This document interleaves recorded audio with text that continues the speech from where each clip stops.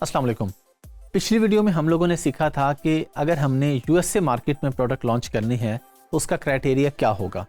इस वीडियो में हम लोग सीखेंगे कि अगर हमारा क्लाइंट हमारे पास जो आ रहा है अपवर्क और फाइवर के थ्रू, जिसने प्रोडक्ट लॉन्च करनी है, वो कहते हैं जी मुझे यूके मार्केट में बेचना है, मुझे amazon.co.uk पे बेचना है, तो उसके लिए क्राइटेरिया थोड़ा डिफरेंट होगा। जो कि मैं आपको पिछली वीडियो में एग्जाम्पल दे चुका हूँ कि एक ही प्रोडक्ट किसी शहर में उसकी क्वालिटी बहुत अच्छी बिकती होगी, कहीं पे उसकी क्वालिटी थोड़ी कम क्वालिटी वाली प्रोडक्ट वहाँ पे बिकती होगी, कहीं के लोगों की बाइंग पावर बहुत अच्छी होगी, कहीं के लोगों की बाइंग पावर इतनी अच्छी नहीं होगी। हर किसी का, हर कंट्री का, हर शहर में रहने वालों का अपना अपना एक बजट होता है। तो यूके का क्राइटेरिया थोड़ा सा डिफरेंट है यूएसए से। तो इस वीडियो में हम लोग सीखेंगे कि यूके का क्या क्राइटेरिया है। जिस तरह हमने यूएसए में बात की थी कि 10 से लेके $25 के दरमियान में प्रोडक्ट की प्राइस होनी चाहिए, यहाँ पे यूके में क्योंकि प्राइस पाउंड्स में होगी तो अगेन सेम नंबर्स होंगे। 10 से लेके 25 के दरमियान में प्राइस होनी चाहिए पाउंड्स के अंदर। और मिनिमम जो सर्च वॉल्यूम है मेन कीवर्ड का सर्च वॉल्यूम, अब मैं आपको ज़रा क्विकली चीज़ें बताऊंगा, क्योंकि पिछली वीडियो में मैं डिटेल से एक्सप्लेन कर चुका हूं कि मेन कीवर्ड क्या होता है, रेलिवेंट कीवर्ड्स क्या होते हैं, ये सब कुछ मैं आपको बता चुका हूं। तो अभी हम इसको क्विकली गो थ्रू करेंगे कि यहाँ पे हमारा जो मेन कीवर्ड का सर्च वॉल्यूम है वो मिनिमम 5000 होना चाहिए यूके के लिए। अच्छा, मिनिमम जो एवरेज मंथली सेल्स हैं वो वहाँ पे 400 थी यूएसए में, यूके में होंगे हमारे पास 300 भी अगर एवरेज मंथली सेल्स हैं तो हम ऐसी प्रोडक्ट में चले जाएंगे। अच्छा, और टॉप 12 के जो सेलर्स हैं उनमें 70% की रेटिंग 4.5 या उससे ऊपर होनी चाहिए। रिव्यू रेटिंग जो है 4.5 या इससे ऊपर की होनी चाहिए। अच्छा, टॉप 10 के अंदर जो 50% सेलर्स हैं, यानी कि 5 सेलर्स की जो वेरिएशंस हैं वो 4 या 4 से कम होनी चाहिए, 4 से ज़्यादा वेरिएशन नहीं होनी चाहिए। पिछली वीडियो में एक्सप्लेन कर चुका हूँ कि वेरिएशन क्या होती है। जिस तरह जीन्स की पैंट है, अगर उसमें 4 साइजेस हैं, 5 साइजेस हैं, ब्लैक, ब्लू, वाइट कलर्स हैं, तो ये वेरिएशंस हैं उसकी। तो वेरिएशन 4 से कम होनी चाहिए, 4 से ज़्यादा नहीं होनी चाहिए। एवरेज मंथली रेवेन्यू जो है, यानी आपकी सेल्स, वो 8000 पाउंड होनी चाहिए जब हम यूके की बात करते हैं। और टॉप 5 के जो सेलर्स हैं उनकी जो सेल्स हैं वो कंसिस्टेंट होनी चाहिए। ऐसा नहीं है कि एक की 1 लाख है तो एक 1000 या 2000 पे बैठा हुआ है। उनके अंदर एवरेज सारे ही कुछ ना कुछ कमा रहे हों। अगर उनमें सिर्फ एक कमा रहा है और 4 बिल्कुल फ्री बैठे हुए हैं, उनके पास कोई सेल वेलोसिटी नहीं आ रही, तो ऐसे प्रोडक्ट में हम लोग नहीं जाएंगे। टॉप 10 के जो सेलर्स हैं उनमें ज़्यादा से ज़्यादा 4 सेलर्स के रिव्यू 1000 से ऊपर हो सकते हैं। 10 लोग अगर बेच रहे हैं तो 4 लोगों के रिव्यूज़ 1000 से ऊपर हो सकते हैं। इससे अगर 5 या 6 लोगों के रिव्यूज़ 1000 से ऊपर हैं तो हम ऐसी प्रोडक्ट में नहीं जाएंगे।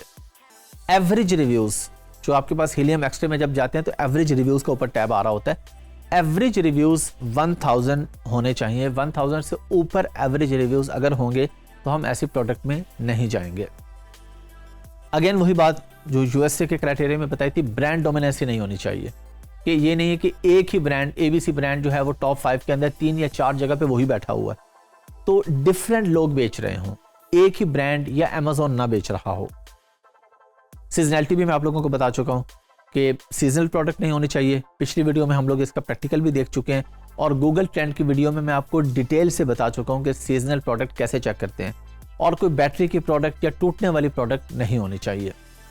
और सुपर रेलिवेंट कीवर्ड जो है वो मिनिमम 20 सुपर रेलिवेंट कीवर्ड्स होने चाहिए, तो हम ऐसे प्रोडक्ट में जाते हैं।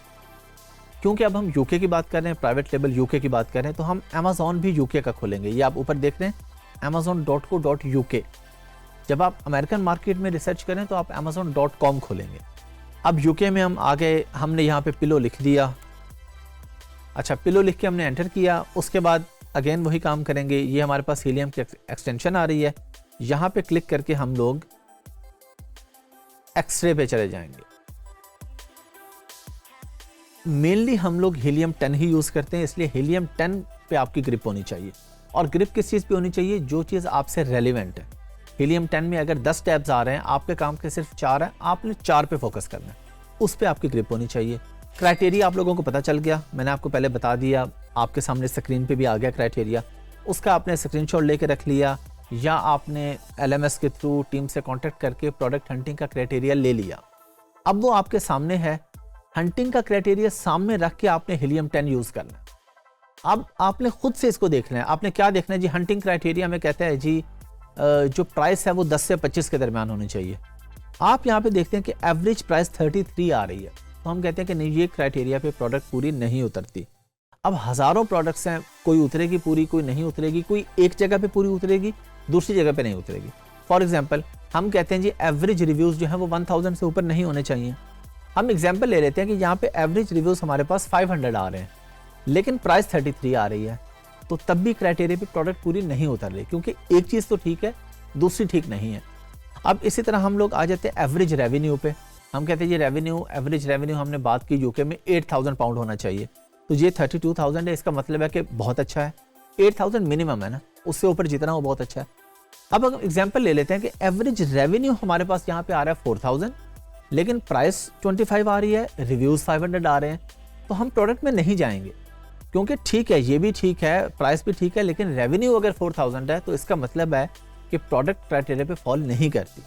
अब इसी तरह ये पूरा हीलियम 10 आपने देखना है, ये ऊपर सर्च वॉल्यूम आ रहा है, जो हमने कहा था कि मिनिमम सर्च वॉल्यूम क्या होना चाहिए, यूके का और है, यूएसए का और है, ये सर्च वॉल्यूम हमारे पास आ जाएगा मेन कीवर्ड का। मेन कीवर्ड आप कहाँ से निकालते हैं, ये आप ऑलरेडी हीलियम 10 में सीख चुके हैं। तो ये सारी चीज़ें फिर आप देखेंगे कि यहाँ पे ये सेल्स कितनी हो रही हैं, कितने यूनिट सेल हो रहे हैं, ये आपके सामने आ रहे हैं। ये प्राइस यहाँ पे अलग अलग आ रही है, लेकिन एवरेज भी आ रही है, अलग अलग आ रही है। 24, 29, 69 का भी कोई बंदा बेच रहा है, कोई 31 का भी बेच रहा है। हाँ, इस पे आप ये देख सकते हैं कि अगर हम एक नॉर्मल क्वालिटी में हम जाके देखते हैं जी 25 वाला जो बेच रहा है प्रोडक्ट, उसके ज़्यादा नेगेटिव रिव्यूज़ तो नहीं आ रहे, उसकी सेल वेलोसिटी ठीक है, उसके ओवरऑल सेल वेलोसिटी के अलावा रिव्यूज़ बेहतर हैं, तो हम ऐसे प्रोडक्ट में जा सकते हैं। ये जो क्राइटेरिया जो भी होता है ये 100% नहीं फॉलो करना होता, 90 to 95% लाइकली हमने इसको फॉलो करना होता है। कहीं कहीं पे हमें मार्जिन मिल जाता है। ये जब आप पूरा कोर्स सीख लेंगे तो आपको खुद आइडिया हो जाएगा प्रैक्टिस के साथ साथ कि कौन सी चीज़ें ऐसी हैं कि जिस पे हम कंप्रोमाइज़ कर सकते हैं, कौन सी चीज़ें ऐसी हैं जिस पे हम कंप्रोमाइज़ नहीं कर सकते हैं। ब्रांड डोमिनेंसी हमारे पास यहाँ से चेक होगी। अब ये देखें, ये हमारे पास कोई एक ब्रांड नहीं आ रहा है यहाँ पे। अगर ये फर्ज करें साइलेंट नाइट है, तो नीचे कम्फी कोजी है, नीचे फिर साइलेंट नाइट आ रहा है, लेकिन ऊपर बेड स्टोरी है, फिर उसके बाद ये स्लिप्सिया आ रहा है, ज़ेनपुर आ रहा है, होमी लिंक आ रहा है। तो हम ये देख रहे हैं कि ब्रांड डोमिनेंसी नहीं है। ऐसा नहीं है कि साइलेंट नाइट जो है वो 5-6 जगह पे साइलेंट नाइट ही बैठा हुआ है। 25 पाउंड वाला भी वही बेच रहा है, 50 वाला भी वही बेच रहा है, डिफरेंट क्वालिटीज़ वाले जो भी बेच रहा है, सारे पैसे साइलेंट नाइट वाला नहीं कमा रहा है। यहाँ पे ब्रांड डोमिनेंसी भी चेक होगी हमारे पास। फिर इसी तरह जब हम इसके पास हीलियम 10 में हम थोड़ा सा इस साइड पे आएंगे, तो ये हमारे पास रेटिंग्स भी आ रही हैं। जो हमने कहा था कि रिव्यू रेटिंग 4.5 या उससे ऊपर की होनी चाहिए, तो एवरेज यहाँ पे ठीक है 4.5, 4.5, 4.5, 4.4, 4.8, 4.3 भी आ गई, 4.2 भी आ गई। तो जो भी चीज़ क्राइटेरिया को आपने स्क्रीन पे सामने खोल लेना है और ये सारी चीज़ें चेक करते रहना है यहाँ पे कि कौन सी चीज़ क्राइटेरिया पे पूरी उतर रही है, कौन सी चीज़ पूरी नहीं उतर रही।